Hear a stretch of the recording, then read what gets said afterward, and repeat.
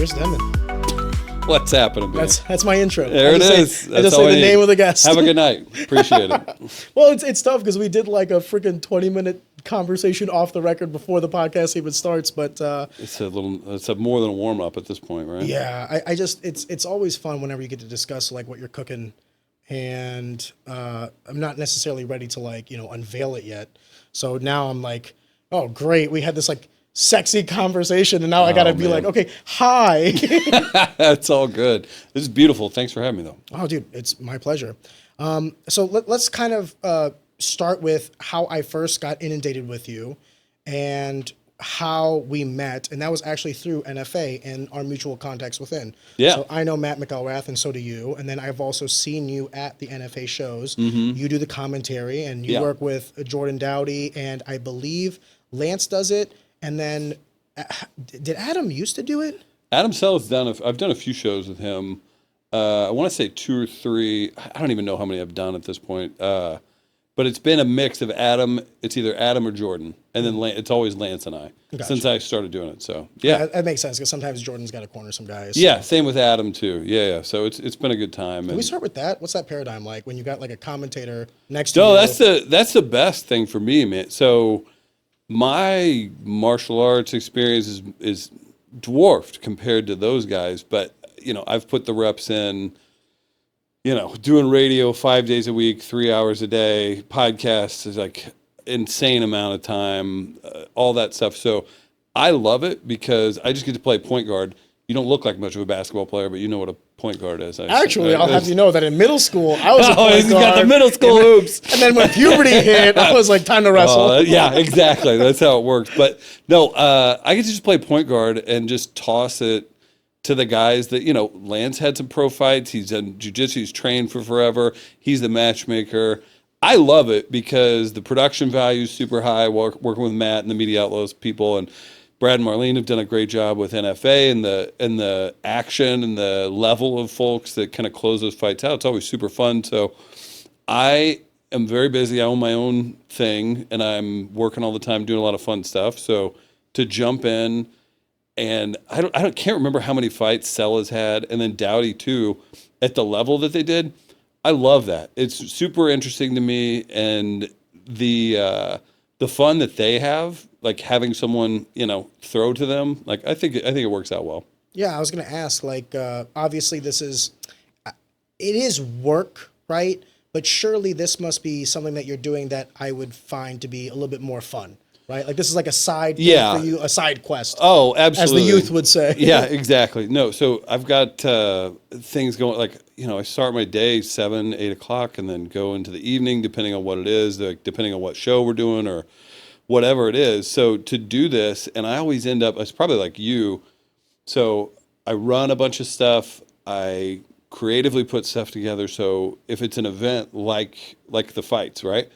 I would typically be doing that, plus making sure the chairs get cleaned up, making sure this crew's here, making sure the production staff's there, doing all logistics. So for me to show up and just talk, it's amazing. it's so great. I love it. And again, it's super fun. Everybody's super nice and super fun. And I get a kick out of, like, I don't know, I'm 41. So like I was in Columbia, Missouri whenever things kind of started popping off for MMA and stuff, right? And these guys would have their first fights in a Hooters parking lot, like if they were lucky. A lot of times, talking about like 08, 09, 10? Even before that. Yeah. But 09, 08 is what I'm kind of thinking of. But, it would be in gravel parking lots or a state fair maybe, or a county fair or something. To see people get some of their first fights with the crowd and production and everything, I love it. So, dude, it's definitely like a good, fun thing for me. I was spoiled even when I was coming up from those guys because, right, dude, biker bars, banquet halls, like wherever you guys could find room, you would. And then by the end of my amateur career, we were like fighting at Family Arena, and I didn't realize like how monumentous the occasion was and how much work went into like the back end and the production and all this other stuff because I was just an amateur fighter or a 1-0 pro fighter, you know what I mean? It's not until now that I'm retired and then you kind of see the full spectrum to where you're like, oh my God. I will still say this, that out of all the venues that I have ever been to, no venue was better than the Armory. Really? No venue. Yeah, it was kind of crazy how it was set up, wasn't it? Because of the screen, because of the catwalk, because of the space, because of how many bars there were, how many bathrooms there were, Right. the ability to just walk in and out. You Yeah. could have people coming in for the Armory and not necessarily coming in for the fights and that cross-homogenous soup. It's tough. Every venue comes with it, like, pros and cons. Sure. The one con about the Armory was the size.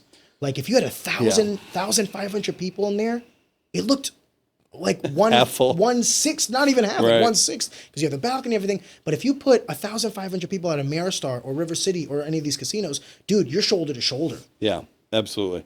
No, it was fun. It felt big. Those screens Yes. felt big, and then the production team crushed it. And then you see someone get knocked out or take a hit or go for a sub or something that's with that kind of crowd and that atmosphere. It's incredible. The factory's amazing too. Don't get me wrong. I'm not trying. Absolutely. I'm not trying to poo-poo on any venue, but in my humble opinion, I've fought in a lot of places. I've cornered in a lot of places.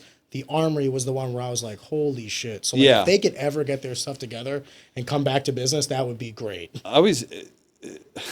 Did you ever fight in Grain Valley, Missouri? No. You didn't? Okay. They had like trying to think of the comparison, like maybe Wild Country was like a bar in Illinois or something here. There was a country bar that would host MMA fights, and I cornered a dude there once because his coach wasn't available or something. And I'm telling you, it was a country bar with a giant catwalk, and it felt like we weren't getting out alive. And it was fun. There were a lot of people there. People of Kansas, I guess, outside of Kansas City were super friendly and nice, but my training partner knocked out like a local dude, and I was like, don't know if we're going to make it to the exit. And at a nicer place, you have more places to get out. Here's the other thing, too. Sometimes we take for granted, like, execution. I had a fight, my 5th amateur fight. I fought at the Shady Jacks biker bar. Biker bar. Yeah. Wow. So, like, the inside of the biker bar upstairs was, like, the place for the fighters, and they had the fights in the back. They set up, like, a thing to get to the cage and everything, but you want to know what they didn't do on a summer day with, like, 95-degree heat? They didn't put like any sort of awning or anything above the cage. So the very first fighters that went out there, because think about it, the referees have shoes on, the coaches have shoes on. Everybody else is like walking in and out of the cage. Ah, it looks good, sturdy. You know, we can get the fight started. The fighter stepped on the mats, and one fighter's feet, the skin on the bottom of his feet literally ripped off. Are you kidding me? So like when he was done with his fight, so the fight was only like 45 seconds. He knocked the guy out, to his credit. Like, and then he had to be carried out because the skin on his feet literally ripped off. Are you kidding? Yeah, I shit you not. And there was other fighters there that saw that. So then from the first fight to the second fight was like a 2-hour break. They bought like 2x4s and like one of those like tarps you would use on like a football field. And they or whatever. made a roof? And they made like a makeshift awning. Fred Flintstone. And we had to awning? wait for the fucking temperature of this like vinyl canvas so that people didn't get burned from it. That's insane. But here's the thing. If you don't do any shows outside, like you don't think about it. You don't think about it. I want to say Bellator. And then how many people had to walk in that cage and be like, "Oh, looks good," for the fighters to fucking come out there. Right. So it's not just the promoter's fault; it's the state's fault. It's all these guys' fault. Everybody. Yeah. Actually, at the time, the state wasn't involved, so it was the Wild West. That's probably why. Wild. That's wild. Yeah, Tim would have walked in there and been like, he would have seen over. it. Just wanted to take a second to pause the action and just tell you guys, thank you so much for consuming our content. Easy Talk is a passion project. This podcast is just a bunch of like-minded people coming together to produce some cool stuff and talk to some cool people. One of the things I would very much appreciate is if you could possibly like the video or subscribe to the channel, just because it helps us in the algorithm and ultimately to grow, to get more exposure to everybody, including ourselves, and ultimately just make a better product. Take a second. I'd greatly appreciate it, and on with the show. Yeah, I want to say Bellator did an outdoor fight in Kansas City. Like I can't remember what it's called. Maybe their Ballpark Village-esque area. I think Ben Askren fought, in Power and Light back whenever they would do it. And I just remember thinking, like, these guys they're going to get sunburned. Yeah. Like, out there. So, yeah, that's insane. It's also like, I don't know how people do these outdoor events because you are just flipping a coin, man. It could be, I'll tell you who, and I feel bad using him as an example, but do you know Taco King? Yeah. Well, he does Taco Fest, And sorry, I didn't want to use his government name. I was like, I was going to say his last name. Like, Taco King. His hat's over there. Yeah, I love him. He's a great guy. But this last Taco Fest, he does a multiple day thing, and the first day just like downpour. Yeah, like it's just raining all day, and it just fucking sucks. You're like, dude, amazing. He worked so hard. Yeah, you worked so hard for this event. Luckily, it was multiple days, and day number 2, it didn't rain. Yeah. But let's say, you know, you lost, what, half of the business that you possibly had? I'm involved with a music festival, and there's a reason in the thing. It says you can't get a refund, rain or shine. Like every music festival does that. But I feel like all the vendors and stuff like that also know what they're signing up for, and you are flipping a coin. It's just one of those things where outdoor events... Scary, man. It's already hard enough to get an MMA promotion up and running and get a show done. Yeah. I couldn't imagine doing outdoor events as well. No, looks cool.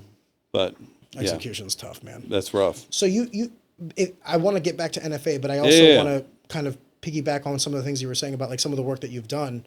Can you kind of go into, you know, some events that you've worked? Obviously, you've worked NFA, but like, what are some other events that you've worked that are either similar, completely different? I'd be interested to hear. Yeah. So I mean, I guess you could go back. I mean, start a radio show. And we went from evenings to afternoon drive to mornings fairly quick. So the background definitely starts with radio. Outside of like sporting events, different things like that, all kinds of different stuff, man. As far as my main focus goes, though, it's mostly entertainment and comedy. I just got back from Atlanta. I created this series called Gallery Laughs here in St. Louis at the Art Museum. So I bring in national headliners to be a part of what's really awesome. You set up in a super unique venue, have a DJ, cocktails, all that good stuff. So I just did that in Atlanta. I also just helped out with a Netflix. I was with a woman I work with who's in Happy Gilmore 2. So they did like a live podcast with some ex-NFL guys. I think I saw that on your Instagram. Yeah. Pretty cool. It was awesome. Yeah, and it was really cool. And you know what? Technology is it's such a space, and like podcasts are so in demand and everything. Obviously, those are high-priced, super well-known dudes with big audiences and everything, and you have Netflix involved. But it's wild. You'd be impressed with your own self. Like you actually come away. Like the X-axis is like we're all here now because Netflix and Topgolf teamed up to do a live event like that, and it's not any different than we would do here. You know what I mean? Like if we were just holding a panel at a live show. Now we're talking about, you know, major people, celebrities, all that stuff. So it was executed really well, and it was a lot of fun. But no, man, everything from hosting. We did a live show. We were the first comedy show back at the Fox Theater.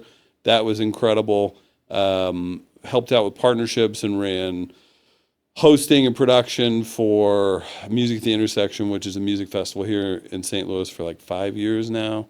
I host Oktoberfest every year. So tons of, I want to say like the first time I was on stage was like truly on stage. And I don't know if this is where we're going because it's not really talking about a sports thing I'm involved with, but you know who Adam Carolla is? Yeah.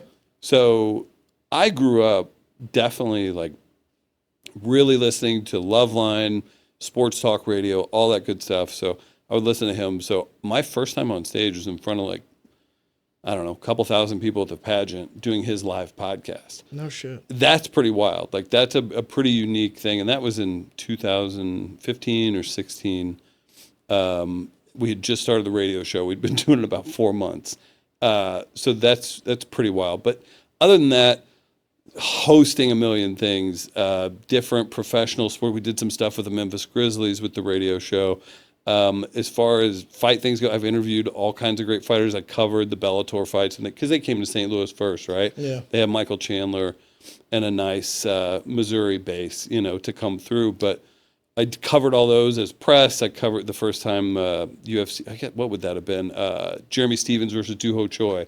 Covered that as the Korean Super Boy. Yeah, as a as a journalist, I guess. But that was kind of an interesting piece. But yeah, I've done all sorts of stuff. I always just say entertainment-driven conversations. I've watched. I don't know how many sporting events as part of either press or like a show or something too. So. We'll get back to the NFA portion of this conversation, but I wanna stay on this because I am curious about a couple things if you don't mind. Sure. For someone like you who comes up with like the more traditional background in media, what do you think about technological advancements that make it now? I don't want to say like so easy because I know how much like work we did, and if I didn't know some of the people that I knew, like I wouldn't have the studio that I have. Yeah. But like you can essentially set up a podcast nowadays using the webcam on your laptops. Now, So, personally, yeah. there's such a breadth of podcasts. So like one of the podcasts I love is All In Podcast. And those guys are all on webcams, right? And they're all billionaires. So like I think there's something to be said about like you don't necessarily need a studio. It can be something as simple as like your webcams, as long as the content is good. Or it could be something like the Joe Rogan Experience, where he has every guest in house and they're sitting across from a table from one another. Or you could do a panel. I've seen so many podcasts doing it so many different ways now that I do like the variety. But one of the things I will say is it seems like that barrier to entry is null and void at this time. Yeah, that was interesting, and it's funny because like your point makes sense. Like you said, traditional media, and like I didn't start like that at all. I have a sales background, like relationship development background, so I was not loving the sales world and everything. I had some success and it went well, but I wanted to do something creative, and I'd paid attention to podcasts since 2009 when they were getting started. But there wasn't ever a good reason for me and a buddy or me to start one, actually. But it was definitely a goal. So I saw an opportunity, and it was on a CBS affiliate. I was like, I think we're good enough, and we can come up. We practiced and everything. So I started radio at 30 or 31, but I did it through a traditional thing. But I took the podcast model. We would do long form conversations. My first guest. It's hilarious because we're bringing Ian Edwards. He, might know him from Rogan's podcast and everything. He's a very funny comic. I'm bringing him into St. Louis on August 15th at the Art Museum. Free, by the way. So Ian's to do comedy? Yeah, that's part of the series. I'm not fucking around with we got real headliners for this, man. So long and short of it, my friend and I decide, okay, we're going to start this radio show. We have a good enough banter. We'd work together, all that good stuff. But the main thing was I had a sales background. And I was like, okay, if we're on a CBS affiliate, we can probably grind and sell some advertising to keep us alive and keep us on the air. It worked out. We got quite a few sponsors out of the gate. My first guests were like Ian Edwards, Ben Askren, a singer of a band, and then like Andrew WK, and a couple other comics that I had no business interviewing and talking to. And we were on a sports station at night. So we could fumble. It's also a wide delta of guests. You have a comedian, a mixed martial artist, and I singer. thought, who's interesting that we could have on that I want to talk to. And thankfully, like I have a weird, not even a weird, maybe a unique skill set in I'm setting up meetings and talking to executives at businesses that don't want to have anything to do with you. Contacting a publicist of somebody who's promoting something, not difficult. Yeah. And that was the thing that kind of got us going. So that was our thing. We had really cool folks come on. We talked to a lot of journalists and everything. So I say that to say we were podcast fans that actually reversed it and went into radio, had a little success, had some fun things happen with that. Had a conversation make it to the New York Times. We've been doing radio for 3 months. Like, that was insane. And then we did the Corolla thing, which was really cool. He had the biggest podcast in the world at that time, or Guinness World Record for it or something.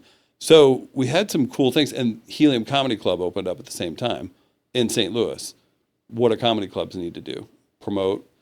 I'm a huge fan of I've been listening to podcasts since 2009. I'm a comedy fan, all that stuff. So I was like, okay, well, all of a sudden, hadn't been doing radio for a year, and we've talked to like every single comic. David Tell, Joey Diaz, all these great, Alonzo I saw Bowden. Joey when he came into the Helium. Yeah, and he fucking murdered. So we made it our thing. We would have the comics on. They would have a fun time with us because we understood them. They were, again, we were podcast fans and did that. So we were lucky. We worked some really talented folks that kind of were into whatever. They would let us do whatever, right? Even though it was traditional radio. We're doing podcasts the whole time, and we're working towards that. I eventually meet up with Matt McElrath, who you're talking about. We would do live shows because he was into podcasts as well. So I would bring in the comics. We would do these live streams at a place called Gaslight that he would stream out of. And we would just do these interesting things. Back to your original question, I started and then ended our radio stuff because, like, my dad listens to podcasts at this point. I didn't want to be, you would say, like the Rizzuto show in St. Louis is huge and wildly successful. And there's other shows that are super successful too. But that wasn't my goal to be like the best radio guy ever. I was excited about we were producing comedy shows at that time and stuff too. So that's when I switched over. We have a podcast studio, all that stuff. I started a business kind of based on it. And I think it's amazing. I think it's great because if you can find your audience, you could literally do an entire podcast, make money from it from your phone. Technically, you could. And it's taken me to working with different celebrities. I've talked to anybody I've ever wanted to talk to. And you mentioned the webcam style thing. I do a podcast with Kim Whitley and Sherry Shepard. Kim was just in Happy Gilmore 2. Sherry was just in a movie called Straw. She has her own daytime television show. Very famous woman. We've won 3 Image Awards. And they're on webcams. And I'm in St. Louis. One's in New York. One's in LA. It's insane. Like, that's crazy that that's happened. And I'm super proud of it. That started because they were going to start their podcast and do it out of Kevin Hart's studio in Los Angeles. Pandemic hits, you can't go anywhere. So we got them set up remote. The rest is history. One thing led to another. Yeah, absolutely. And it's been really cool. But yeah, that was a very long way of saying I think it's fantastic and I'm a fan of it. It's probably too many podcasts, but who cares? The bad ones will go away and the good ones will grow. That's exactly what I was going to say. So the reason why I brought up the variety of podcasts is I think that everyone's going to flirt with how they want to execute it, right? Whether it is like a webcam based, whether it is like a Teams call, like the way the All In does it, where it's like 4 crosses and you got each guy and it zooms into one and whatever, or in studio or a combination of both. Because like that's the other thing is like I can't always bring people in. And I don't want to necessarily be limited to the physical. I personally like having people in studio. Oh, it's so much better. I don't know about that. Yeah? I don't know about that because let me present to you an argument. You could agree with me or disagree. Sure. Let's say I could have a certain guest that is prolific and I know is going to crush because they've been on podcasts before, but we might not necessarily have the T&E expense, travel and entertainment expense, to fly them out, or they might be too busy and they can't necessarily dedicate a weekend to it. But if we got set up for, a Zoom call, will the average viewer care that an episode is done via internet and webcams if the conversation in the episode is still being had? I don't think they would. Not anymore. It used to matter a lot more. COVID changed everything. Yeah. Grandmas know what podcasts and YouTube and Zoom and great grandmas know that. They know they can throw on whatever they want. You can it's pick your own adventure, right? I would say the quality, and this is how I would get you with this, I would say if given the choice,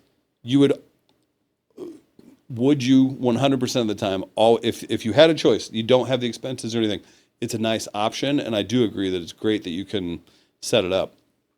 And not everybody's going to be like a purist like me, right? Like I'm like, I want that conversation. I'm fine if it's just audio. It's fun that it's video, but like, oh, it's great to hear a good audio podcast.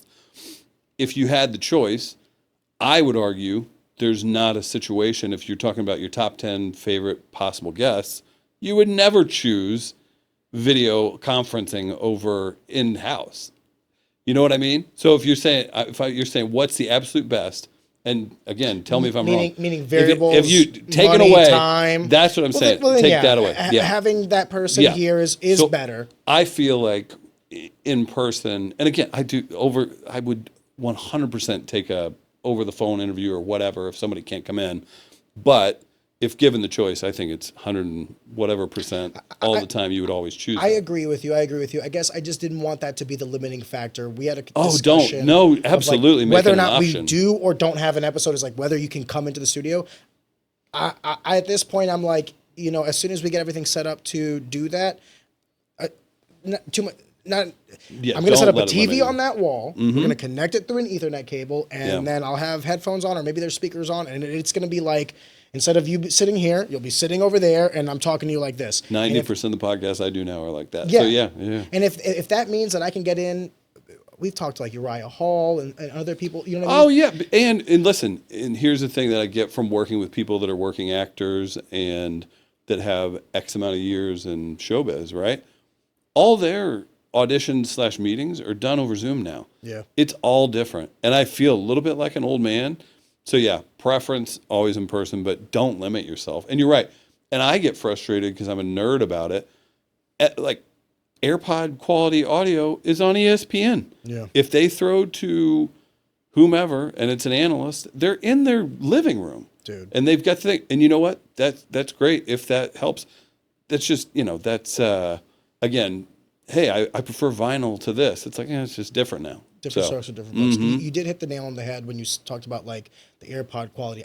I do have to say that everything stems off of technological advancements. Yeah. And we're talking about these things as if they've existed forever. But like 5-6 years ago, we wouldn't necessarily have. I don't know how old these cameras are. I don't think they're that old. Like I know when I bought them, but I'm talking about the technology within them. And then I'm sure I've had these now for a year and a half. I'm sure there's new cameras that are Blackmagic. Yeah, you know what I mean? So it's like they're only going to get better. The trends are only going to get to the point where it is going to be easier and easier to have a podcast. You kind of alluded to this earlier where you said like, it's kind of oversaturated now, but that the good ones will rise and the bad ones will kind of fall. Just like anything. Can you kind of go into that a little bit for me? Like, so where do you get the term like oversaturated from? Is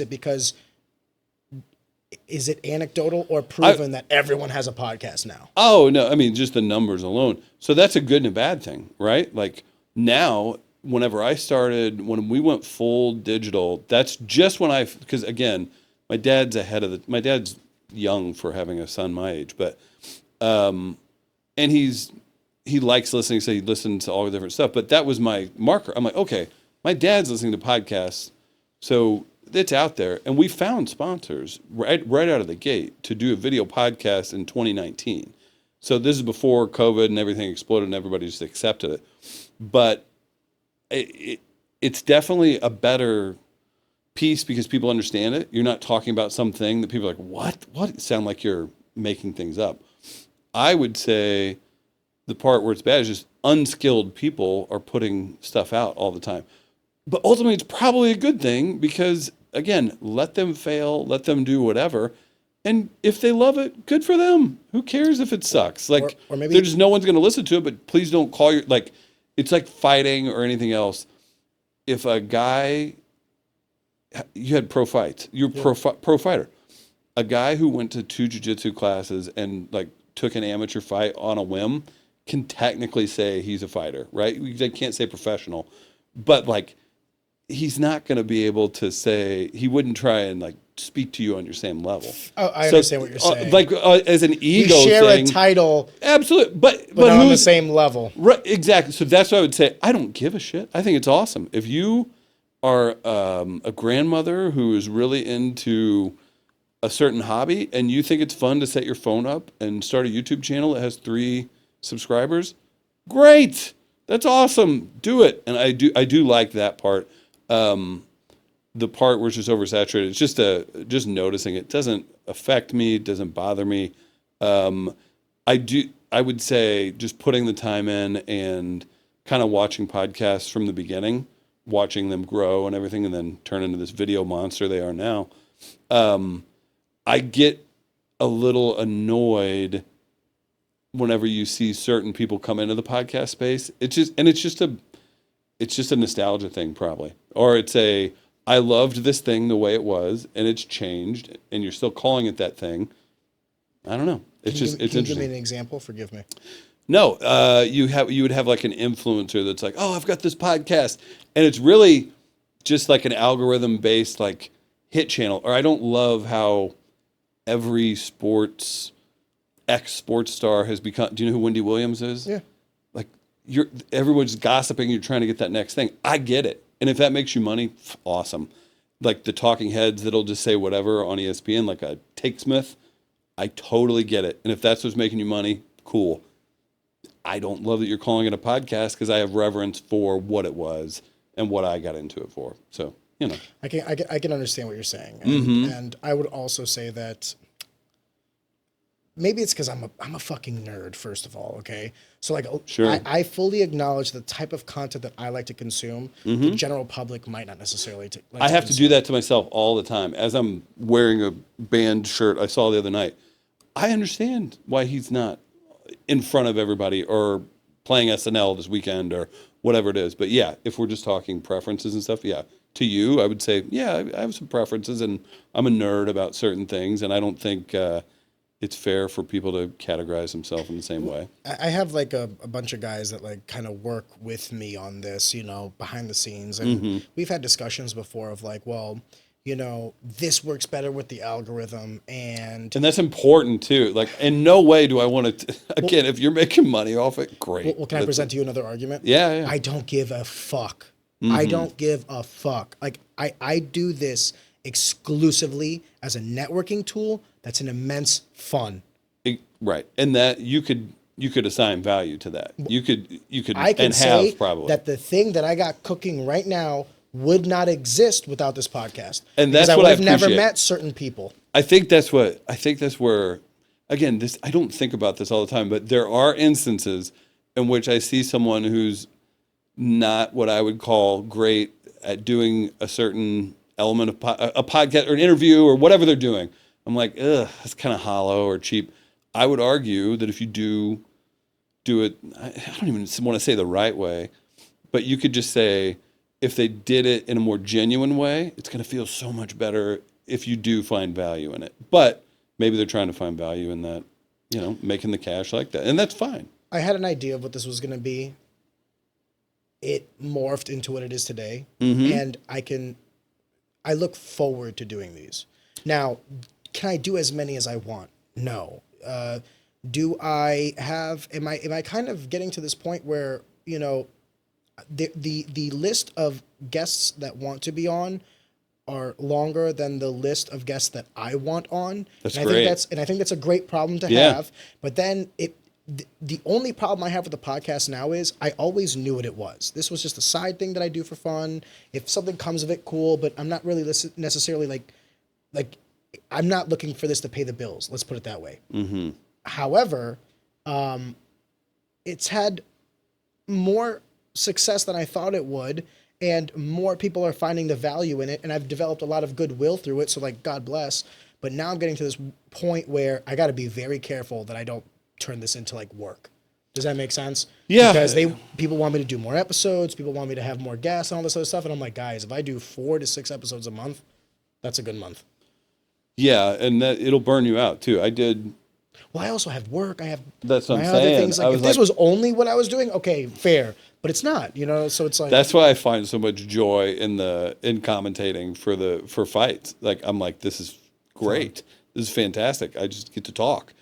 And that's, oh man, I guess when you're assessing this, like, just a pat on the back for you is because you're capable of understanding why it's dynamic or what it's serving for you.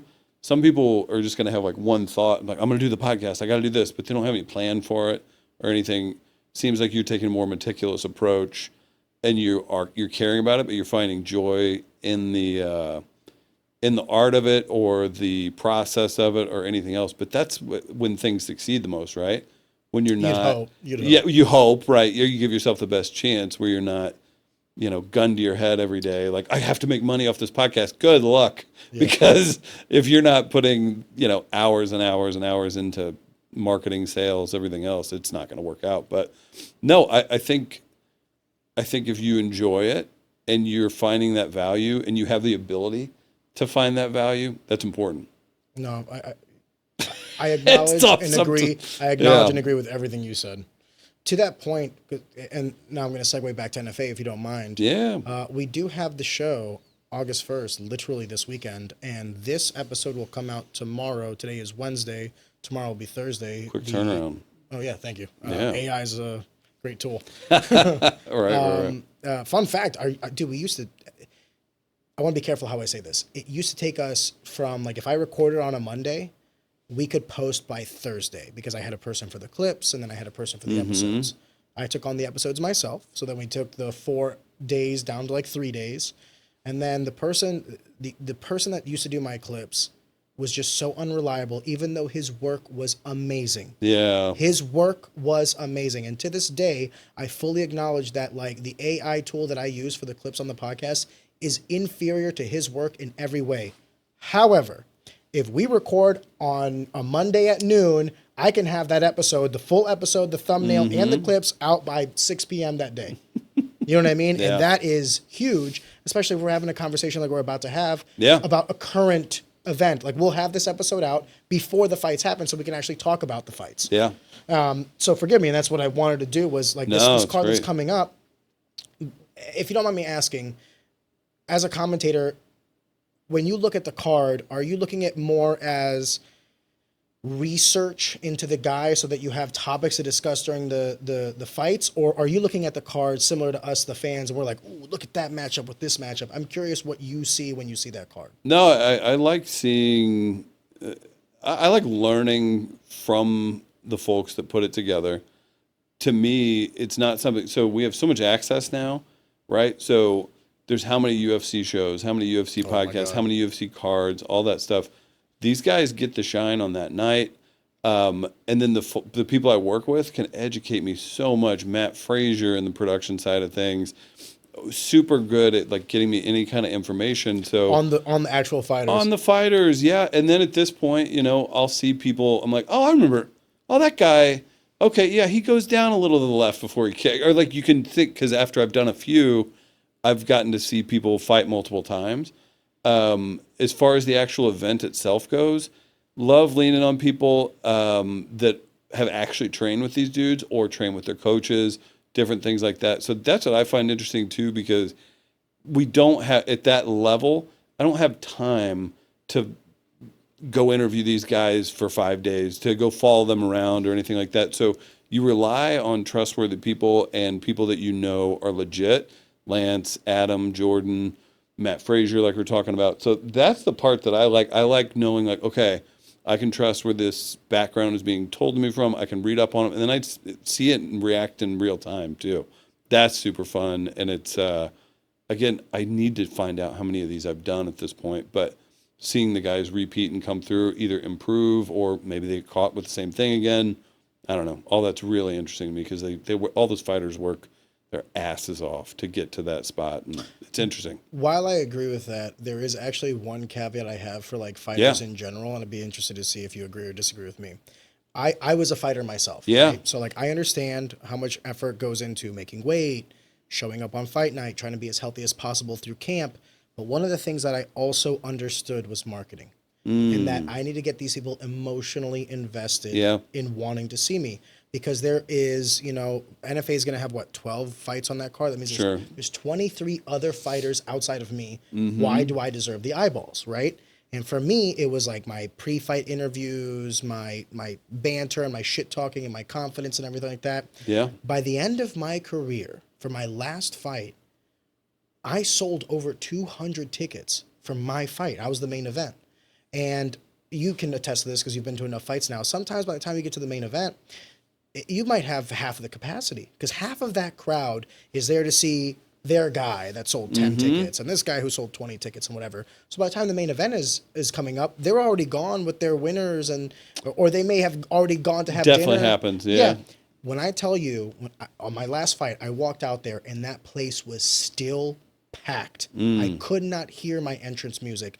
And I knew, I was like, fuck yeah, all that work that I did about building my brand, building my name, marketing myself, setting myself up for this, it paid off. Yeah. Unfortunately, I lost the fight. So maybe there's a moral to this story. Hey, listen, but that's impressive, though, that you did. That's damn near impossible, man. Exactly. And I guess what I'm trying to say is the one thing I wish more of these fighters kind of understood, and this is why I have so many fighters on the podcast, to be completely honest with you, is for them to understand that, like, I have seen so many guys fight. Why should I care about yours? Okay, you're a great fighter. Great. Great fighters are a dime a dozen. I hate to say it that way. Yeah. I know a lot of great fighters. Sure. I know a handful of fighters that are great and also have character. And get me emotionally invested, and I want to see them fight. Here's the question. And I grew up in Farmington, Missouri, around where every other dude's a great wrestler. And how many of these people that go into mixed martial arts have the capacity to be interesting? Ooh, that's a good question. It's tough because you have to overcome the fear. You have to be athletically decent enough, or you have to be hardworking enough to fight through your lack of athleticism to be good, right? I wonder sometimes, and I did this too with sports radio, right? I wasn't always super excited to talk to athletes. I'm like, I'm so spoiled because I've talked to every comic, every filmmaker, journalist that are actually interesting people.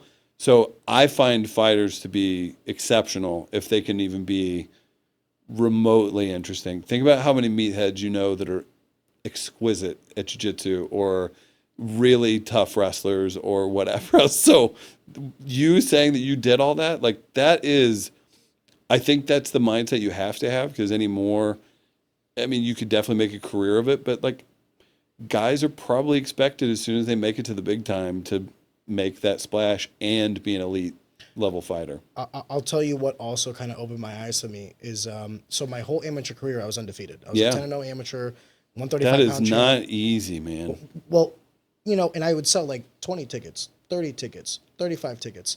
Once I actually... You were exceptional, though, at that then. That wasn't normal. What, 10, 20, 30 tickets? Yeah. Were other guys at your gym selling that many? I actually don't know. That's no a good way. question. There's no way, because then you'd have 500 people at every... There's no way. You bring up a good point. Sorry. So like if you, yeah. No, I mean, just basic mathematics. I mean, yeah, if you have 12 fights, 24 fighters, everybody sells 30 tickets How many guys barely tell their girlfriend they have a fight? I'm picturing guys with 1 to 3 fights being like, you know what the difference was, and I'm not think? picking on people. I'm just like, this is tough. You know what the difference was, I think? I had the aptitude to also understand the business side of things. Yeah. So like I realized, I'm like, okay, well, I'm a pro fighter. When I was a pro fighter, I was like, I know what I'm going to cost them because I'm getting a purse now. Yeah. So like if I'm not at the very least bringing enough people to at least cover my costs, well, now I'm like indebted to these people, literally. You know what I mean? I think you're an exception, though. Like, as I said here in how many cameras do you have in here? Only three that we know of. How many podcasts you do before this? Before this podcast? Yeah. None. If this is how if you approach training to how you approach podcasting, you were not normal. And I mean that in a very complimentary manner. Well, thank you very much. Yeah. I guess my whole thing was just, I wanted everybody from the matchmaker. I wanted the matchmaker to know that I was easy to work with. I wanted the promoter to know that I was good to work with. Yeah. I wanted the coaches to know that I am someone you can work with. Yep. And I wanted my other training partners to understand that I will work with you. I just wanted to make sure that everybody understood that I had value for everybody as long as they had value for me. And everybody did. Yeah. My training partners, my coaches, the matchmakers, and the promoters. It was always reciprocal. Do you feel like you've gotten through to anybody, any fighters, to share some of that knowledge? I think the average person in this sport is incredibly selfish because you have to be. Yeah. So whether or not they understand it is not the question. It's whether or not they execute on it. Mm-hmm. And I think that's the real question. I think a lot of fighters already know all this. Yeah. Truly they do. Right. Because it's often spoken in our inner circles. I just think that, and they're not wrong to think this way, if you're getting into fighting, chances are your means are lesser than the average individual's, possibly. I'm going on a limb here. Yeah, it's probably... So you're kind of just like, what do I care if they make money? I'm not making a whole lot of money. It's kind of like this selfish. Right. But I think what they're missing, and this is where I have broken through on a couple of guys close to me, is like, how can you expect anyone to provide you value if you're not doing the same? Right. And sometimes, and it sucks, sometimes you have to provide the value first. It's like relationships. Like, I can't expect this girl to commit to me or love me if I'm not showing her that I'm willing to love and commit to her as well, Sure. right? So it's like, maybe sometimes I have to be the first person to take that leap. I'm doing so on the belief and the promise that it'll be reciprocated. And if it's not, you know what we call that? Bad business. And then don't do business with that person ever again. Right. You know what I mean? Yeah. But sometimes you do have to take that initial step. And I'm fine with that as long as I feel like that person, like if I go 60 on a handshake, I'm going 60 because I know they'll go 40. And if I'm wrong, which I've been wrong before, Okay. Sure. But that's just always how I've done things. Fighting, business, relationships, and so far so good. Yeah. So if there's anything I would say to the guys that don't already know this is you cannot expect people to provide you value if you provide no value to anyone. Boy, hear that? Yeah. Everybody write that down. Forgive me. No, it's Monologues. the truth. No, it's the truth. But no, so you bring up a good point and all that. And I guess my next series of questions and my final ones for NFA are, what are some of the, what's the energy you feel on fight week? Do you go to weigh-ins? Do you, is it just a night for you? Or is it kind of like, oh, hell yeah, it's fight week. I'm going to see the boys again. You're going to see Frazier and Matt McElrath and Sawicki and all these guys. And you're going to see Dowdy and Adam. And it's almost like I always look at fights as like high school reunions. Every time I go to fights. Especially for you. Yeah, I know everybody. Oh, my gosh, yeah. And that's the interesting part. I got to train with a lot of, when I say train, I worked out. It was a way for me to stay in shape. But I got to work out with a lot of folks that went on to do some really special stuff. You did it in Columbia. Yeah. When Chandler and Tyron Woodley and all those guys were also wrestling at Mizzou. Unbelievable. So you wrestled with some of the guys that would then go on and be UFC champions. Max fighting for belts. Askren wiped the mat with me, and he was a buddy. He just Maxwell Askren? Max Askren. Yeah. Oh my God. Yeah, Ben's younger brother, who's also a national champion wrestler. Yes. Just goofing around, you can't move him. And at the time, I'm 6'3", and I was probably 220, and I think he wrestled at 185. Oh my God, you can't do anything with him. Good luck. But no, I got to work out with some really fun people and everything. So I can only imagine how exciting that is for you on fight night to see those people you grinded with, sweat with, all that stuff, because you were their equal. But when I get to go out there, I have so much respect for what the guys that I sit next to have achieved, what they've been a part of, the work that goes in, having the experience that I do in running my own business and doing events and different things like that. I know what the people who first open the doors and start laying out stuff, doing the labor, I know what they do. I know what the owners do. I know the sweat. I know the sick feeling you get and everything. I am lucky because I get to show up and talk and have fun and everything, but the weigh-ins are a good time if I can make it. I usually can't. I've been to 2. I love doing that part. I would love to do more, and who knows, as things grow, I could maybe dive in more. But showing up on fight night, I have a black belt sitting to my right, an ex-pro fighter to my left, the guy that put the matches together. If Sel is there, very memorable MMA career, kickboxing, also all another that. black belt. Yeah, I didn't even realize that. Yeah. So you're working with these people that are experts that have grinded and earned every little bit of what they've achieved. That's exciting to me. So I start looking ahead, if it's a month out, I won't schedule travel. I'll make sure I'm there. No one's forcing me to be there, and they're so nice to have me, but I could get somebody to fill in. That's fine. I've moved 3 work trips around or just changed dates around. I love it, and I want to do more of it and everything. It just, you get so involved in so many different other things. Oh, I feel that. And so to me, it's such a bright spot on my calendar and creative.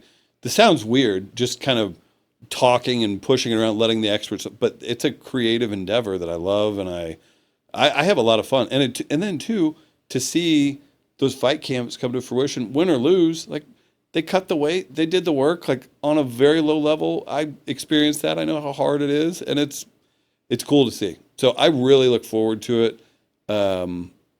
And whenever it's done, I'm kind of oh, shit. I'm could do 10 more of these. Even when the power went out at the last one from storms, everybody's current on the bills. The power went out. What, we go live on Instagram, and we just said, fuck it, let's talk through it. And it was fun. It was a good time. That was a very Bill O'Reilly moment. We'll do it live. We'll do it live. No, but yeah, it definitely helps because I do really enjoy and respect the people that are aside me and everybody that puts everything together. So I have really positive feelings every time I walk in and leave and everything. So yeah, I love it. Earlier in this conversation, I talked about how I've benefited from the network through the podcast. Mm-hmm. Has there been network that you've benefited from being around this fight community, the promotions, and inundating yourself with some of these individuals? Absolutely. I mean, just being around again, people with those kind of work ethics, the people that can put their minds to something and do it right. And then seeing how a different business works and ways that I'm like, oh, it's making my brain work. Like they're doing a pre-show. Oh, that's cool. That's awesome. They could do this. The tech involved in that and the people that run all the technical side of things, it's a confidence builder. Like everything we've put together and that we've done as part of those series, like I can say I do high-level pay-per-view MMA commentary. That's super fun. And that's cool for me, again, as a busy person who creates and does a lot of his own stuff. I love that I get to be a part of that. So yeah, so what I've taken from it is it's reassurance in people that I trust and appreciate and respect. They're pulling shit off that you wouldn't be able to. Small crews, low budget, lots of passion, and making it work. So much passion, right? And again, too, I think I'd probably be friends with Jordan Dowdy if I was just out and about. I could absolutely learn from him, obviously, but getting to spend time with people that's like, we're all busy, we all have things going on. Yeah, so I've definitely created new friendships, but like the professional side of things, you see, I mentioned that Netflix thing earlier too. It's not dogging Netflix. I'm super impressed by Netflix, but it's also like, I've been doing live podcasts for like 10 years. So it's cool to see the different levels that people rise to. And that is a good segue to the next question I have. And that is, the stuff that you do for NFA is such a small percentage of your total body of work. At this point of time in your career, if you don't mind me asking, without necessarily, you don't have to like divulge anything that you can't or don't want to get into the weeds on, but I'm curious, like, what are some of the goals that you are trying to hit right now, like 1 year ago, 1 year, 5 year, 10 year, if you have them? I'm curious as to like, in my field, I work in finance and information systems when I'm not fighting and all this other shit, right? So like I kind of have this framework for what I want. I have no idea what that looks like for a creative guy like you, because you're the one who's kind of creating the path that you're walking on. Whereas for me, it's a road, well paved. I know exactly where I need to go. I have no idea how you, in your line of work, think to yourself like, okay, I want to be here next year. I'm going to be doing this. Right. Because I don't even know, like, do you know that? Yeah, and it's tough too because, you have a sales background with creative goals, right? So it's like in sales or relationship building or whatever, that's never guaranteed, right? So I've worked hard over we started a business like 6 years ago. I have a wonderful business partners that and we all help each other out in different ways, work with great organizations, different things like that. So figuring out, right? Like I love the talent side of things. I started helping with a bigger podcast and all of a sudden I'm busy and I'm helping people get partnerships and stuff like that. So my creative output went down personally. And I mean, I'm on a podcast and I talk and all that stuff, but it's not the same as doing your own thing. During the pandemic, I did a show with Jack Daniels called Drinks with the Band. That was super fun. I came up with that whole idea and it was a big deal. We had people that won Grammys on there. And, Marcus King, super fun. He keeps blowing up. And all these musical folks, and it was the perfect like pandemic show, and Jack Daniels funded it, right? Like I love that. So my point, I guess I would say, is like moving forward is sprinkling in more creative endeavors because I've established several different consistent lines of money or however we want to say that, or revenue that comes streams in. Yeah, and that's the thing where it's like, okay, we have X amount of people that we help and that rent out our podcast studio, building up our team. So building up my team for the podcast studio and live events and different things like that, securing more dates for this Gallery Laugh stuff like we just did in Atlanta. We're doing more stuff with that in St. Louis. So comedy specials, pitching some TV shows with some people right now. So having the time to pitch bigger creative ideas and engage in a couple creative ideas that I've kind of let slide away because I've worked to build up. I'm not explaining it super well, but basically I have consistent work that comes in and projects and stuff, but there's multiple projects that are consistent. And then over the next few years, I would expect to maybe take swings at bigger stuff because I have that base built. So what you're saying is like you're kind of in a position where there is a consistent, safe base Mm-hmm. that you would really like to, if the circumstances allowed for it, the financials made sense, possibly take a swing at some of these.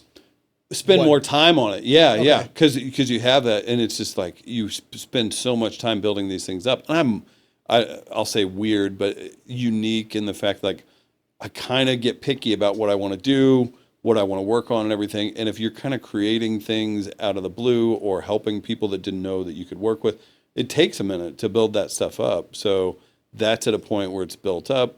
We have good things happening. We have things I've worked on for 5 years now that are existing and we're not worried about anymore because everything's such a crapshoot. But that stuff's happening, and then working with bigger projects, bigger names, different things like that, then those big swings aren't as much of a risk. Can I ask you a question? Yeah. I've talked to actors before, and I get the sense of like where their end goal is, or I've talked to musicians, and I kind of get the sense where there's.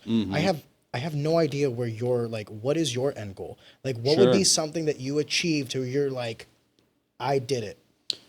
Yeah, consistently telling stories. Like in a perfect world, you could say docuseries. I love podcasts, different things like that. But again, you work with bigger names and things like you're focused on that, right? I don't have time to make myself a podcast that it's project based, right? The Jack Daniels thing was incredible over that. That was during COVID. Bands were available. It made sense for the budget. Again, for what I cost for everything. Turn lemons into lemonade. Absolutely. So that stuff works. So the end goal would be keep the parts of my business running, build up other folks, give them opportunities, and then take bigger swings at something like, docuseries, more podcasts, and just large scale entertainment projects. Would you ever want to do like a producer role on something? Yeah, I'm executive producer on a lot of different stuff that I've created. But yeah, the TV show pitches and things like that. I sound like such a blowhard talking about that because it's not done yet, right? But it's like, you got to take swings at it. So if it makes you feel better, I'm ignorant to this world. So if I ask dumb questions, it's because I'm dumb. No, and I love talk. It's a podcast, right? But so producer role is what I do a lot of, right? Like because you're still creatively involved, but you're kind of moving business pieces around, and a lot of creative types really need that help in a bunch of different ways. So absolutely. It's an interesting world that you live in. It's just so there's a Venn diagram between you and I, obviously, but you in a lot of ways share similarities with me, and then also vast differences. But I can't help but feel we have more in common than we don't. So there's a part of me that's like, I never once thought of myself as a creative type, truly. I don't think I am, even to this day. I just do shit that I wanted to do. I wanted to do fighting, so I did fighting. Right. I wanted to do a podcast, so I did a podcast. But like, I didn't, like, there wasn't more thought than that. Does that make sense? All the time. And I struggle, as you can see, too. Like, I feel like I talk around it sometimes because I don't just come out and say what I'm doing because I'm like, well, it's this, it's that. Because it hasn't taken shape yet. Or it has, and I'm not comfortable, saying that because I'm like, I don't know. We're from St. Louis. I grew up on a farm and stuff. Like, it feels awkward sometimes because it's not what we grew up around, right? But I'm proud of everything I've done. I'm excited for the possibilities. It's just you hate sounding. I think it's because I despise the people that do talk shit and don't follow through with it or aren't genuine or anything like that. So I'd never want to be perceived like that. But when you say talk shit, you mean like they're talking about executing something and then never doing it? And just not follow through on it. Maybe try and... Bullshitting. Bullshitting. Because it's, they say... It would be a person that would hype up their... again, I'll just relate it back to fighting. They would say... Like, that's why I love fighting so much. People get fucking proven out so quickly. You can't lie about that. You're going to get shown up pretty quick. Comedy the same way... Business eventually shakes out that way too. It may take a little longer because people can hide it, but yeah, where are we going with that? Where did we start with that? Sorry, the reason I'm bringing up that question is because I want to kind of allude to you and I are not. I don't think we're very similar. yet we are. Even though you you were talking about going for, you just go for it, right? Yeah, well, I never thought of myself as creative. Right, yet right. I talk to you, and then like when you're saying things, I'm like, yeah. These are the things, yeah. It makes sense to me. I feel the same way, and sometimes that's got me in trouble, right? Because I'm like, no, I'll do it my way, and that doesn't always work the best. But then you learn, you get better, you improve, you learn from your mistakes. But yeah, that's a huge part of what I've done. And you're right. Yeah, you're right to think that, because the things I've done, like, they make sense in my head. They might sound crazy at first. And now that I've got more experience under my belt, taken a few licks, screwed up a few things, and had a little success with bigger opportunities, now I'm confident in, okay, well, now we'll do this. Now we'll do this. Like, it doesn't, like 5 years ago, we would have sounded wild talking about what we do when there's an NFA event, right? Like, you do pay-per-view commentary on a fight with a big venue and ex-UFC guys fight, doing whatever. But then you go and you build it up and you achieve it. So yeah, it's interesting. And yeah, you're probably right. We probably have a ton in common that wouldn't be obvious. I know we share this in common based on what you've said to me on and off the record, but I'm going to ask the question anyway. You've discussed multiple times in just this conversation alone, a connection between this brand, this company, this person, and to the average person, they might not understand this, but there's a word for that, and that's called network. Oh, yeah. One of the things that you're kind of like underselling when you're talking about this collaborative effort, when you say with Netflix, with these people, with that person, there is a certain sense of relationship that is needed. And not just relationship, but carrying it back to the word that I used earlier, value. Mm-hmm. Because you cannot have a relationship with people if you don't have some sort of value to them. Sure. And I do believe in that. Like, if you have a bunch of friends around you that offer you no value, get rid of those friends. You know what I mean? And if you have a bunch of friends that you offer no value to, don't get upset when they stop hitting you up and your texts are left on read. You know what I mean? It works both ways. Yeah. So you've developed over the course of time, over the course of providing value to these individuals, a relationship with these people. Mm-hmm. Some that you've been able to benefit from, some that you've leveraged, what have you. Can you just briefly describe when was it that you realized these relationships were important and that you could directly change the trajectory of your earning potential based on them? That's a weird thing because there's like obvious pieces of that. I hate the car salesman type of people that do sales. I shouldn't say that. I'm sure there's great car sales guys, but the stereotype of like the slaps hood of car. This can fit 3 Chris's in it. Yeah, just trying to like trick people or anything like that. So I've always been able to talk to people. I never could kind of focus in on exactly what I wanted to do. My grandparents were in banking. That was my like internship stuff. The relationship development I could do all day long. I can talk to people. I can understand their issues. I can be empathetic. I can go from there. But man, the finance side, I wanted to jump off a cliff anytime we'd get into numbers and stuff like that. So I think like the way you phrase it makes total sense. I get it. I think where I'm at now, when I was doing like more traditional sales or business development, when I wanted to find more connection to people, like I didn't care about, I found that I'm selling something. You can make great money selling stuff you don't really care about. I couldn't convince myself to care enough, despite having great potential. And those, like a sales job, if you make yourself to VP of sales at a tech company or any kind of company, that's great money and a great life.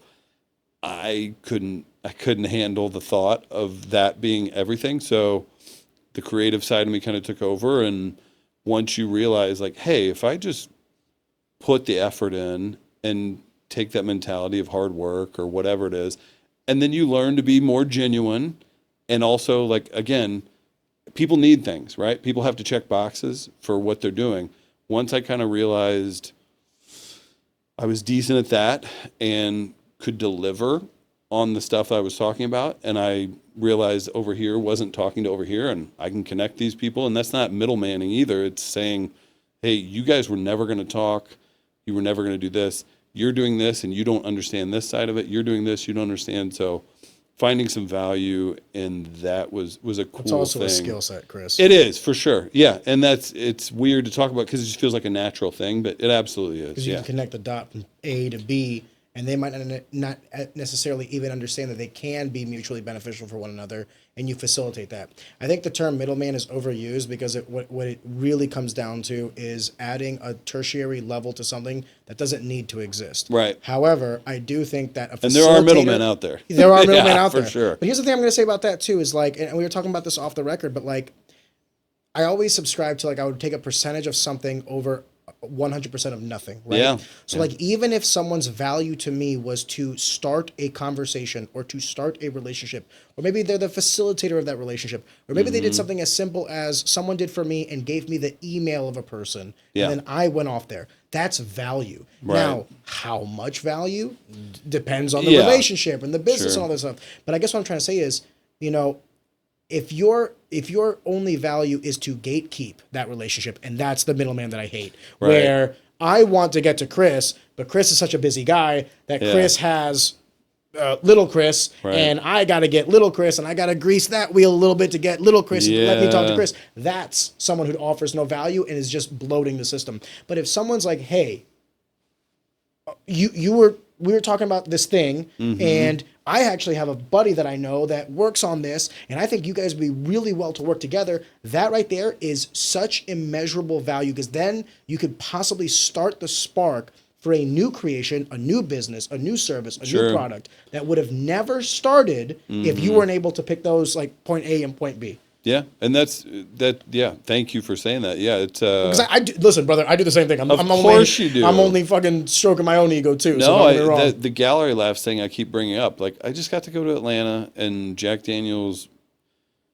Listen, it is not easy times for liquor companies right now, and they presented it like they made that happen. I teamed up with a natural history museum. We got to do a comedy show under some giant dinosaurs. It was awesome.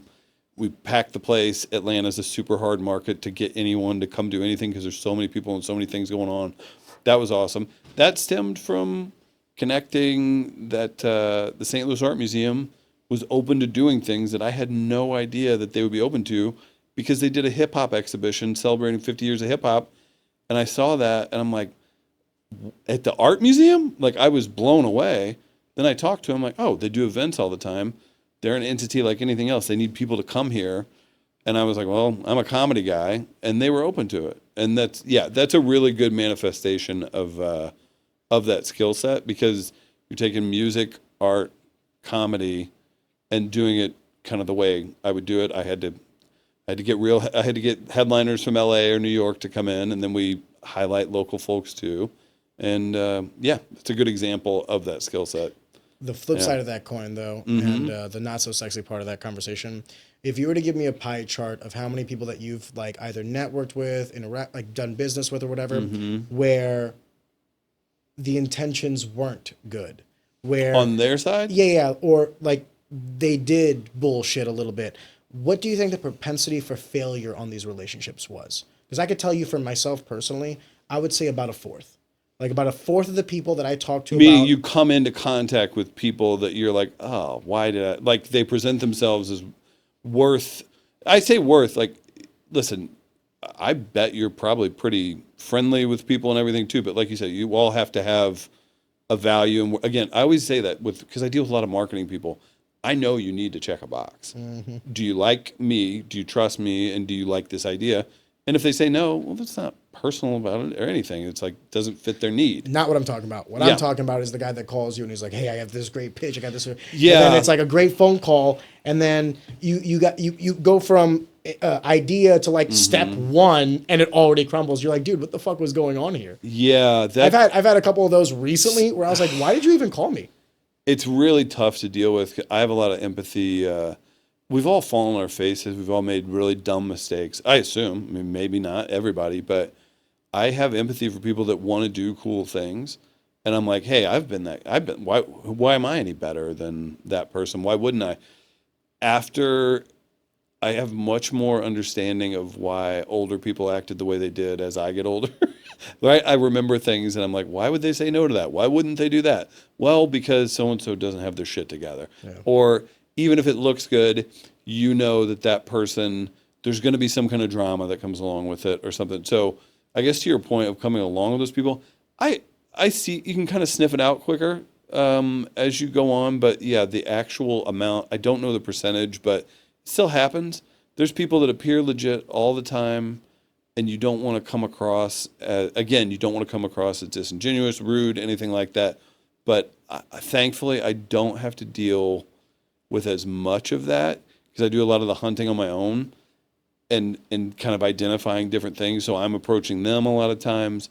When it happens and it kind of falls through, it's bigger and shittier, right? Like where you're like, oh, they passed all these tests. I thought they would have been this, and then it falls through at a higher level. So I haven't had that yet. That can be really tough. Usually my stuff is like before it's like a monumental failure. Yeah. It's like a letdown. Yeah. Oh, I thought more of you. You know what I mean? Yeah, and I think too, just as you get older, you can notice that stuff is more, or you're so ingrained in the good relationships that you have and the growth that comes from those, you don't see as much, right? That's fair. So because we're all word of mouthing, we're all sharing. Hey, I trust you. You're good with this.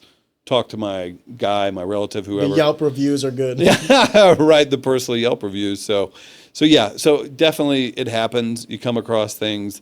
I think you just learn to, if it gets to a certain level, it's like, well, every once in a while that's going to happen. To that point, may I piggyback off of that? Yeah. I had a phone call with someone who wants to do like merchandise for something, you know what I mean?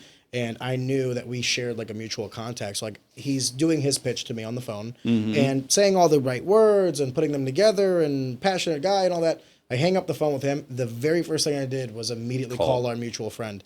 And I go, listen, how'd it go? I want to know when you did business with this individual, good, bad, ugly. And he told me, like, I liked these things, didn't like these things, loved these things, wish he wouldn't have done those things. I love that shit because then it helped me navigate my relationship with him. You know what I mean? And that word of mouth, in my opinion, like, I don't look at the Google reviews of a restaurant because one person can have one bad experience and then like, or maybe it's their first experience and there's so many variables, right?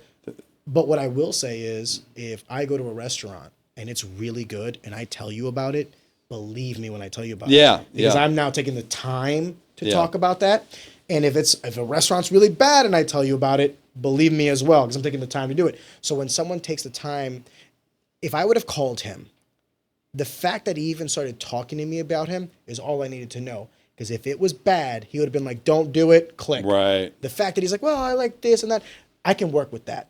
One's perfect. And you can make your own assessment too. Yeah, and then different strokes. You might not like that, but I might like that. Right, you know what I mean? and you can do, But the fact that he wasted 15 minutes on the phone with me means we can work with this guy. Sure, because if it was me and I didn't like someone, I'd be like, don't do it, click. Right, yeah. Don't even mess with it. A huge waste efficiency of time, I guess. Yeah, dude, listen, I just wanted to say, this is kind of a treat for me because you've been in this world for a lot longer than I have. So I want to say thank you for coming in and spending the time with me. Man. And hopefully we'll be working on some things together in the coming future as well. Out of curiosity, and I want to be careful how I word this because I don't want to let too much out. When you're working on these events with the art museum, with whatever you could possibly be working with in the future, what is that like trying to sell a separate product to the same people? Because some of your relationships could be sponsorship. Some of these relationships could be talent coming in. You know what I mean? A show or an event at the art museum could be something completely different from a live sporting event. Yeah. How do you juxtapose that position? Like, how do you sell that to people?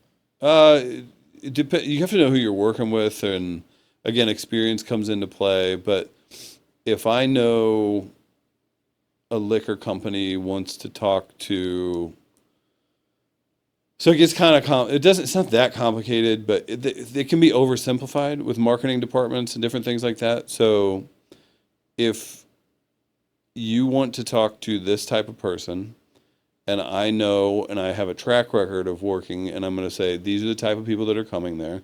I know that your goal is going to align with that. is this something you want to get into? And you just kind of hit them straightforward with that. It's like, because they have choices. They could go to any, like if it's a brand that's into music, okay, cool. I'm doing this music thing. All right. Is it the type of music they want? Is it like, what are they trying to grow? And it's more just about being a good partner and then being honest about what you have. Because anybody with a skill set can dupe you once or twice, right? Or something. If you're Anheuser-Busch and your goal is to sell more Bud Light to women 25 to 31 in rural areas, and you show up and none of those people are there, okay, what happened? Oh, it was a mess up. Okay, well, maybe they'll give you another chance, maybe they won't. So it really depends on, for me personally, it starts with what I care about and what I want to do. Do I have a good idea? I've learned to kind of shave down the ideas. I have a lot of big ideas, and you don't want to waste your time, and you have to be realistic about what can happen. Will people show up? How hard is it to run? How much is it going to cost? I won't lose money on things like that's a thing you get rid of. Seems now. Like a strong business model. Oh my God, how many people do though? And you get, because it's the creative side, you get so excited, and you love a band or you love a comic. Everybody's gonna. This is so cool. Blah blah blah. What are they selling at their other shows? Who's coming out to see them there? Oh, but this is going to be different. Why? Because you and your 5 fucking friends went there and saw them when you were 18. And it was magical for you. And it was God magical, bless. yeah. So when you get realistic about it, but that's why I'm so happy to work with the people I do. So, okay, does this require great publicity? Cool. I'm going to plug in my business partner. Is there merch? Great. Got a business partner that does that. Oh, we need video. Oh, have a partner that I work with all the time that's really good with that. Do you guys care about social media? Cool. And if it fits them, like, I'm not saying anything secret here on why this stuff works, but that's the beauty of having your own business. I do choose. It starts with me choosing kind of what lane I want to go in, and then deciding if it's realistic, right? And then going to, like, I looked at it. My friend runs Flyover Comedy Festival.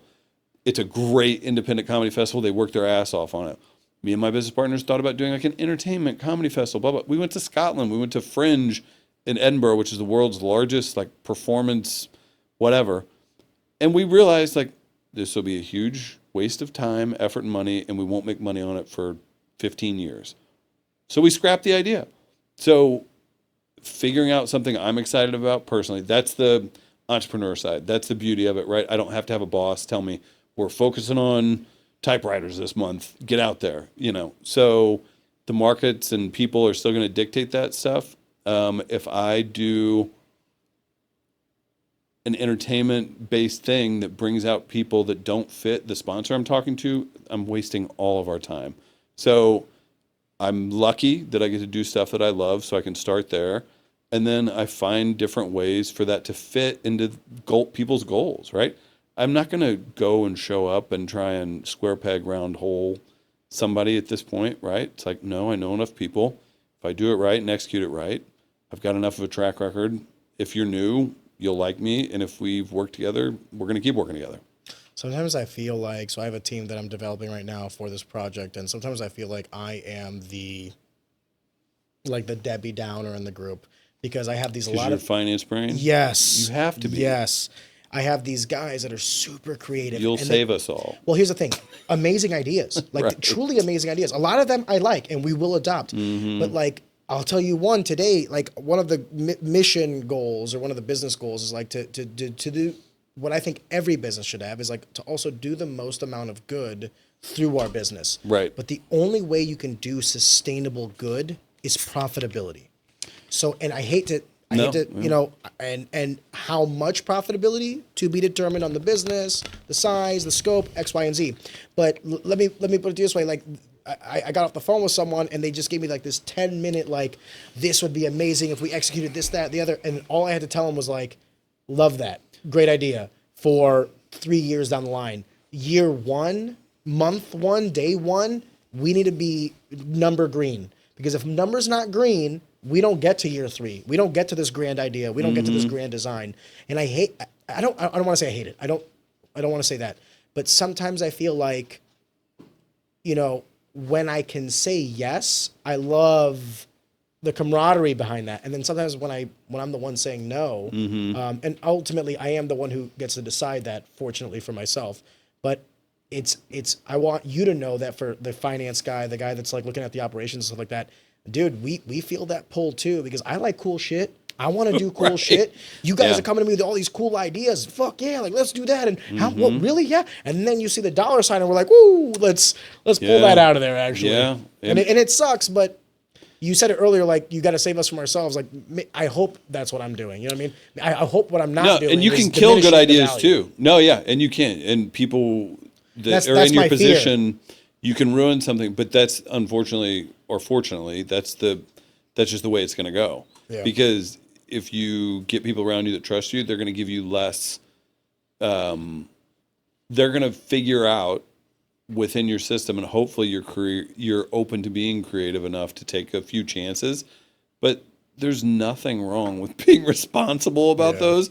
And listen, again, as someone with a creative idea, at this point, and as many conversations I've had, and as many things as I've failed or tried on, I can sniff those manic creative conversations out really fast, where everyone's just bullshitting. And I like that. I like being a part of those, but people will not. They have no remorse for how much time they'll steal from you, and you have to be able to. If they're people you trust, okay, you need to hear them out and everything. If it's people almost coming to you, therapeutic for them, for sure.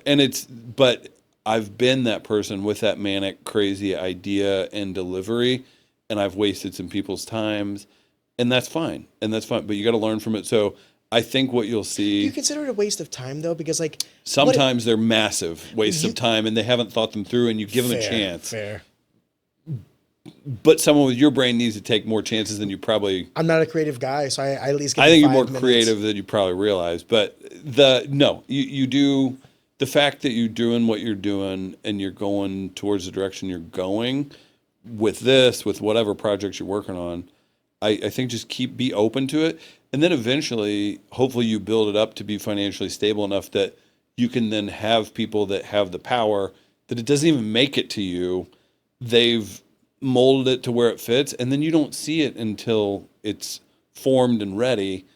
And that's the other person's job. That's pretty fucking cool. I hope I get to that point. Yeah. Because then it's like a surprise. Yeah, absolutely. I mean, look at any company, any business that dives into that stuff. At the end of the day, like you'll see movies, TV shows, different things like, oh, why did that radio person lose their job? Because someone made a decision that their salary was too much for what they were, whatever revenue was over their head. To that point, I actually had to have a conversation with someone because they wanted me to hire this person for this person for this. And I told them, I said, listen, if on our first day we realize that we don't have enough labor, that's an easy problem to solve. We can always hire more. Yep. The problem I don't want to have is on the first day we realize we have too much labor, because I don't want to have the awkward conversation of firing someone because I overestimated production. And another person, like, I don't think you're bad at your job. It's like this part of the job ain't needed I've yet. never had to have that conversation because that is a direct reflection of my ignorance.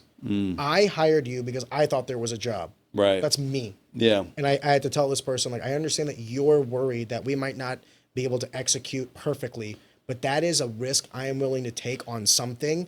And then for the second time we do it, we will remedy that. But I would rather, hit the mark 80% first time and then realize that we need additional labor than hit it 100% and be like, oh, great, we lost money because we have too many people. And that's what it's about. It's about figuring out where you can fail, not ruin your event. I don't want to fire people. And not ruin the goodwill of the people who paid to come out there and give them a subpar event. But yeah, having that mindset is really important because it's otherwise. Listen, these would be gold-plated seats because it was fun, right? It was like I thought it was pretty awesome, but yeah, it's something that it's important to hold on to, and that's why it's good to work with people that have different skill sets, brain types, whatever you want to say, because if you find the right fit, you can make it something special. You're absolutely correct. I benefit immensely from being surrounded by people that don't think like me, and I'd like to think that they benefit from being around me. Yeah, absolutely. The last question I had for you, and this is kind of like a little for myself. Yeah. What is one piece of advice, whether it is radio, podcasting, marketing, commentary. What is Sure. one piece of advice that you now know that you wish you would have known when you first started? Oh man, when I first started, like it's okay to take that path you're talking about. When I first started, like Rob and Peter, pay Paul, like that whole thing where it's like you get into trouble, you start making bad decisions. I think it's okay. Like, and I've implemented this like to change my entire mindset of things. I would be so embarrassed. I wanted to be the coolest, the best at this, the best at that, whatever. Admit when you're wrong immediately. Yep, fucked up, my bad. Move on. That's it. I was so bad about that. Well, no, that's not. Like defensive? Oh, horribly defensive. And I'm sure I'm still defensive about certain stuff, but no, if you make a mistake, you didn't send that email, you didn't, do you have sales background? No? Any kind of sales background? You know what's funny? Zero sales background. Zero. But I'm finding that I have an affinity for it, and I'm moving towards that direction. And that's just relationship building stuff too. And again, at a certain level, it's, do you need this? Cool. I have this. Okay, well, we'll go back and forth. We'll figure out what we like. With salespeople, okay, yeah, like things can be bad and there can be bad times where people start spending money, blah, blah, blah. But like, did you do what you're supposed to do? It's like fighting. Did you make weight? No. Oh, okay, but you did everything you were supposed to do? No, you didn't. Yeah. Come on. No, you didn't. So learning that and having accountability for that is a huge thing that I had to learn, and it took some, head bashing moments to get through that. So yeah, I would say admitting because that's the other thing too. People don't realize how snaky they look or weaselly or whatever you want to say. And they'll mess up little things, but they're like, oh, what are you talking about? Or they'll say, oh, I sent that or I did that. And then you're like, well, no, you didn't. That's not possible. And if you're willing to lie about that. And maybe they would never do that. And that's what I had to figure out too, where I'm like, yeah, it's way easier to just be extremely straightforward. Of course, people make mistakes. Just say you messed up. Like we all do that. We all mess up. We all do those things. And like, it makes so much sense. But when you're in it, you don't understand that. And like you said, when people do that to me now, I'm like, what else are we not being honest about? So yeah, I would say own up to your mistakes and learn from them, do better. If you screw up big time, man, just try and fix it. Be better. Don't do it again. I had a gentleman that I asked this question to today, and he also gave me a very good response. He said, transparency is the best way to do business, but just make sure that you put yourself in a position where transparency can't hurt you. Without question. And is it the right time for transparency? You don't have to overshare. You don't have to show something to someone that they wouldn't show you, So here's my books. Yeah, right. And that's great if it's where you want it to be. But yeah, that's a really good point and really something people should pay attention to also. Chris, sure. I'll see you this weekend, brother. But I wanted to say thank you for coming on the podcast, man. Easy talk. I see what you did there. I hope it was enjoyable. No, I'm very impressed, and I appreciate the mentality you brought to this. This is hilarious, as in like you're tenacious, clearly, and I love that. And listen, you found something you love, and you're doing it at a very high level. So keep it up, man. That's high praise. I really appreciate that. Yeah, good Chris, to see you, man. I appreciate you. Good to hang out, man.